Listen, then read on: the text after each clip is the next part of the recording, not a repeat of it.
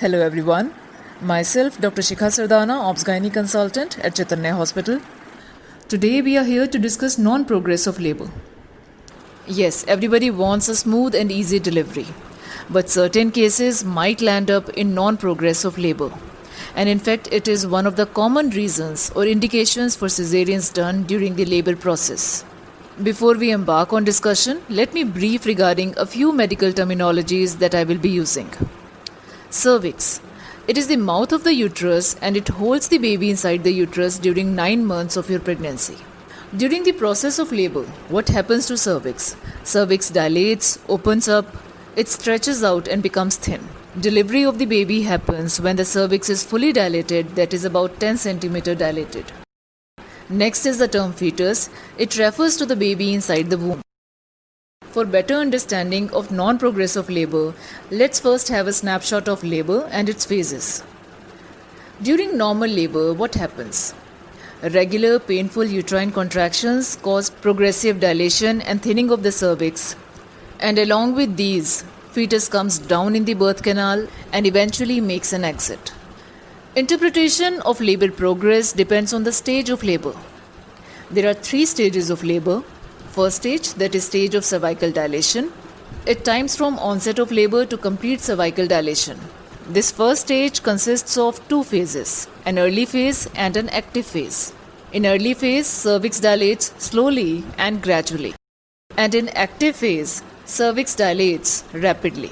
Women with cervical dilation less than 5 to 6 cm are considered to be in early phase. Once the cervix is fully dilated, next comes second stage. This is the stage of delivery of baby. Once the baby is delivered, next comes third stage, the stage of delivery of placenta. Determining whether labor is progressing normally or not is the key component of the intrapartum care, that is the care during labor process. For assessing the progress of labor, we do regular internal examinations during labor. By our fingertips, we assess how much the cervix has dilated and thinned out and how long the baby has come down the birth canal. Making good progress during labor needs 3 components. First, strong uterine contractions that cause dilation of cervix and movement of baby down the birth canal. Second, baby should be in correct position and correct alignment for the exit. The baby should not be oversized or macrosomic. Third, pelvis should be roomy to allow the baby to exit. Abnormality in any of these discussed factors can lead to a problem in dilation of cervix or a problem in descent of baby, causing slowing down of progress of labor or non-progress of labor. You must be thinking now what you can do to improve if such a situation happens. You should try to sleep if possible, relax in between contractions, start with your breathing exercises, pass urine frequently, walk during labor, do exercises, drink liquids to maintain energy and hydration. In addition to your efforts, what your doctor will do? Well, we try to enhance the uterine contractions by artificially rupturing the membranes if membranes are not already ruptured. Next, we administer medication, that is oxytocin, if it is not already started. You may consider taking epidural analgesia for pain relief. This is a good option. This can help you cope with the long phase of labor pains more easily and more positively. If you ask us, how long can we wait? What will happen if things do not improve? After taking the appropriate measures, we assess for 4 to 6 hours, keeping a watch on baby's well-being, your contractions, and labor progress. In case if there is no progress over this much time, we need to proceed to cesarean delivery.